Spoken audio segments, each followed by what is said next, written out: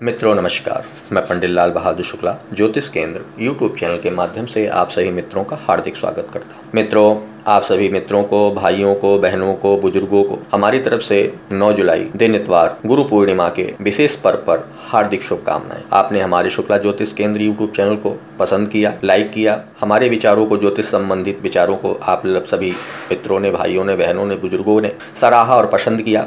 इसके लिए आप सभी का हार्दिक धन्यवाद। मित्रों, आप हमारे इस शुक्ला ज्योतिष केंद्र को अपने प्यार से देखकर पसंद किया। हम भी आपसे विश्वास देते हैं कि हम आने वाले समय में आपको इस शुक्ला ज्योतिष केंद्र यूट्यूब चैनल के माध्यम से नई नई जानकारियों से अवगत कराकर आपको ज्योतिष संबंधित विचारों से लाभ देते रहेंगे।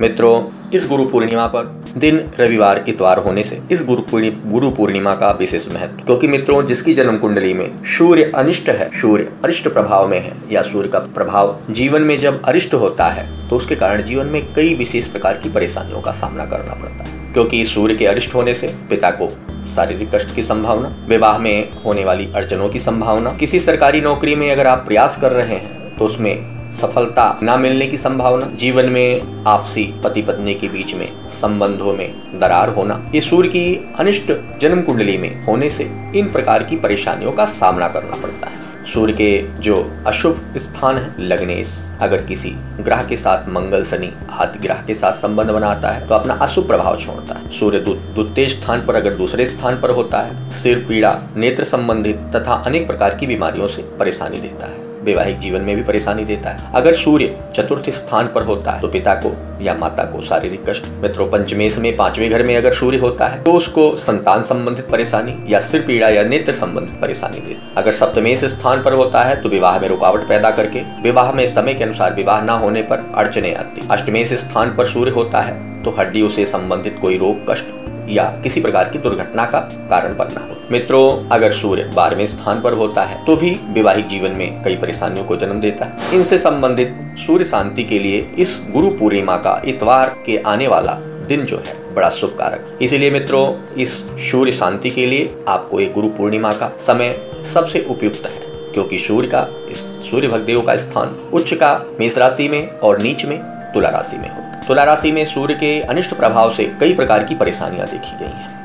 इसीलिए आप विशेषकर इस गुरु पूर्णिमा पर सूर्य शांति का पाठ करवाएं। अगर नहीं तो आप एक उपाय करके आप सूर्य के अनिष्ट प्रभाव से बच सकते। इसके लिए आप 7 किलो गेहूं, जिसको कनक भी कहा जाता है, और उसमें आप इसका आधा लगभग 3.5 किलो गुड़ लेकर आप बस कनक को, गेहूं को आपको क्या करना है कि शनिवार वाले दिन गुरु पूर्णिमा से एक दिन पहले किसी पात्र में, किसी बर्तन में, किसी बड़े बर्तन में आपने कनक को भिगो देना। कनक को, गेहूं को भिगो दो पानी में, जिससे कि वो गीला हो जाए। रात्रि में भिगो दीजिए और सुबह अगले दिन गुरु पूर्णिमा वाले दिन उस गेहूं को छान कर पानी से निकाल कर आप 7 किलो गेहूं को और उसके अंदर जो आपका 3.5 किलो गुड़ है उसको छोटे छोटे टुकड़े करके उस कनक में मिला दीजिए, और इसको आप ले जाकर प्रातः काल सुबह स्नान आदि से पवित्र होकर अपने गुरु महाराज जी का ध्यान कर किसी ऐसे स्थान पर जहाँ गौशाला हो, या आपको ऐसा स्थान जहाँ पता हो कि जहाँ पर सांड, जिसको बैल कहा जाता है, जिनको भगवान शिव जी का नंदी भी कहा जाता है, क्योंकि नंदी को धर्म रूप माना गया। अर्थात हम जब शिव जी के स्थान पर जाते हैं तो नंदी जो है, बैल जो है, धर्म का रूप। इसी प्रकार सूर्य भगवान को आत्मा का कारक माना जाता है। अर्थात संपूर्ण जीवन में आत्मा ही इंसान का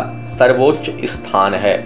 आत्मा में आप अपनी सोच और अपने जीवन के स्थान को केंद्रित रखते हैं। इसलिए मित्रों, सूर्य का हमारे जीवन पर अत्यधिक प्रभाव होता है, हमारे जीवन की कार्यशैली पर। उसको आप ले जाकर सुबह प्रातः काल उस गौशाला में या जहाँ स्थान हो, जहाँ बैलों का स्थान हो, वहाँ पर ले जाकर ये 7 किलो गेहूं और 3.5 किलो गुड़ उसके अंदर मिलाकर आप सांड बैलों को डालें। इससे आपको सूर्य से संबंधित होने वाले अशुभ प्रभाव से बच सकते हैं, और आने वाले जीवन में आपके सूर्य के शुभ प्रभाव से आपके जीवन में सम्मान, प्रगति, तरक्की तथा पिता पर होने वाले अनेक प्रकार के कष्टों से बचा जा सकता है। मित्रों, इस सूर्य भगवान के शुभ प्रभाव को बढ़ाने के लिए आप गुरु पूर्णिमा पर अपने जन्म कुंडली के अनुसार अगर आपको इनसे संबंधित परेशानियों का अगर आपको महसूस होती हैं, नेत्र संबंधित कष्ट, शरीर संबंधित कष्ट, हड्डियों से संबंधित कष्ट और अपने पिता से संबंधित कष्ट, या मान सम्मान में प्रगति ना होना, किसी सरकारी नौकरी में विघ्न बाधा आना या विवाह में रुकावट आना,